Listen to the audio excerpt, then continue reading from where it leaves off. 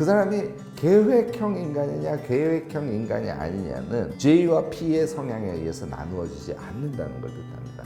시간이 한참 지난 다음에 MBTI를 해봤더니 자기 MBTI가 바뀌었어요. 당연히 바뀌죠. 너 자신은 누굽니까? 그러면 이 MBTI적인 경향을 가진 그 안에 독특한 나입니다 라고 설명하는 게 논리적으로는 당연히 맞겠죠. T1530 구독자 여러분 안녕하세요. 명지대학교의 김익환 교수입니다.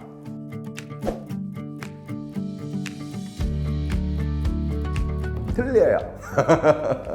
그러니까 이게 이제 MBTI가 일종의 에너지 방향 같은 거예요. 그래서 그게 바깥으로 향해 있느냐 안으로 향해 있느냐 이제 이런 요소를 한번 보고요. 그 다음에 무엇인가를 받아들일 때 그러니까 인식의 스타일을 보고 그다음에 걔를 판단하고 소화하는 스타일. 그리고 마지막에 이제 행동 스타일이거든요. J는 judging 있잖아요. 그러니까 뭔가를 자기가 주도적으로 판단해서 행위하는 행위 패턴이 내가 주도적으로 판단해서 행위한다는 뜻이고, 두 번째는 perceiving이니까 다른 사람들이 보통 그렇다고 생각하는 걸 수용해서 행위하는 패턴이라는 뜻이지 않습니까? 자, 우리가 계획을 수립해요. 어떤 사람은 일반적으로 수용성이 좋은 사람은요 훨씬 더 꼼꼼하고 계획을 아주 철저하게 짜는 그런 사람들이 사실 많아요. 그런데 자기 판단이 우선해서 행위하는 사람들 있죠.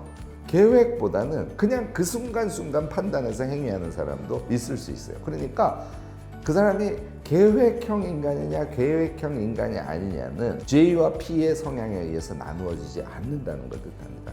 무슨 얘기를 하고 싶은 거냐면 이러한 사람의 스타일, 이게 이제 MBTI라는 게 타입 인디케이터거든요. 그러니까 나의 어떤 스타일을 측정하는 그런 척도 같은 것이거든요. 그럼 우리의 타입이라는 것은 A타입, B타입은 어떤 행위를 할 때 그 타입만 작동할 거 아니에요. A, B, C, D, E, F, G, H 이렇게 8가지의 타입 요소가 있다고 칩시다. 그러면 적어도 이 4가지, 자기가 속해 있는 이 4가지 타입이 똥해서 작동하는 거예요. 그렇듯이 우리가 MBTI에서 얘기하는 여러 가지 요소들은 항상 복합적으로 작용한다. 이렇게 여러분들 판단을 하셔야 됩니다.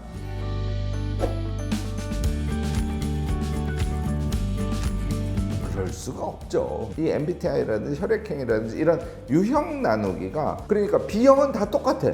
아니 그렇지 않다는 건 알지 않습니까? 그러면 남는 문제는 뭐냐면 B형들이 일반적으로 갖고 있는 경향 또는 어떤 MBTI가 갖고 있는 어떤 경향이라는 것이 하나의 흐름, 하나의 방향을 이야기해 주지 그 자신을 이야기해 주지 않는다는 거예요. 우리의 개인의 인생의 측면에서는 자신의 능력이나 자신의 취향이나 자신의 개성이나 이런 것들이 다 작동하는 상태에서 운명이 강물처럼 이렇게 흘러가는 거지 않습니까? 그러면 그 안에는 뭐가 있을까요? 수많은 자신의 선택이 있어요. 그 선택들은 다 다양하죠. 그러니까 MBTI와 같은 큰 경향 안에 그 엄청 다양한 존재들이 같이 뒤섞여 있는 거예요. 너 자신은 누굽니까? 그러면 이 MBTI적인 경향을 가진 그 안에 독특한 나입니다 라고 설명하는 게 논리적으로는 당연히 맞겠죠.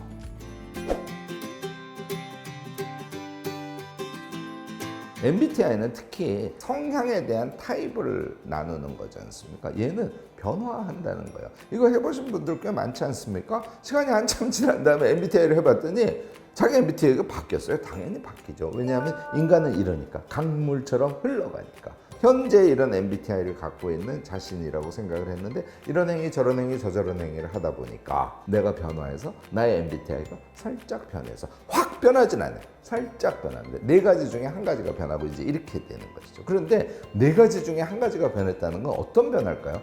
큰 변화예요. 하나의 스타일이 바뀌면 걔들이 상호작용하면서 굉장히 많은 변화를 일으키거든요. 자신의 주체적 행위에 의해서 계속 변화할 가능성이 있다라는 점을 생각하면 동일한 MBTI 또는 동일한 혈액형, 동일한 어떤 스타일이라도 그것은 모두 각자가 다른 존재이고 또 앞으로도 달라질 가능성이 있는 존재다. 이렇게 인식하는 게 맞겠죠.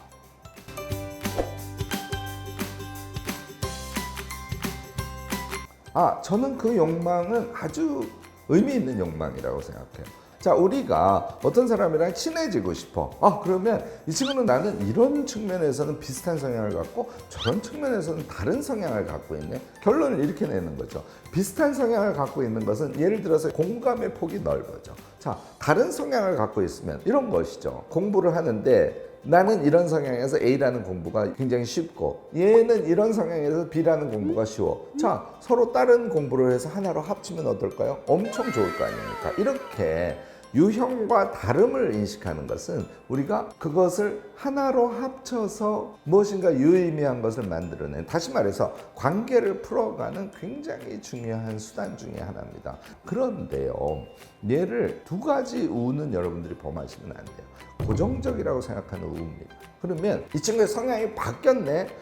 너 성향이 바뀌었구나. 이렇게 비커밍의 존재네. 너무 훌륭해. 이렇게 생각을 해야 되는데, 너는 애가 바뀌었어. 나랑 이제 꽝이야.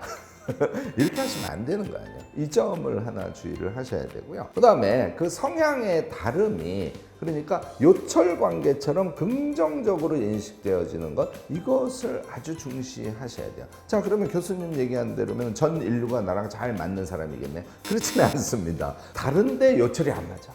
같은데 공감이 안 돼. 이런 사람들이 수두룩하게 있어요. 제가 이제 쿨 트러스트라는 용어를 쓰는데, 다 그것은 가볍게 대응하시고 나하고 너무 맞는 사람, 이런 사람을 만날 때는 우리의 분류법이 긍정적으로 작동하는 것이니까 그렇게 생각하시고 우리 인간관계를 맺어가면 좋을 것 같습니다.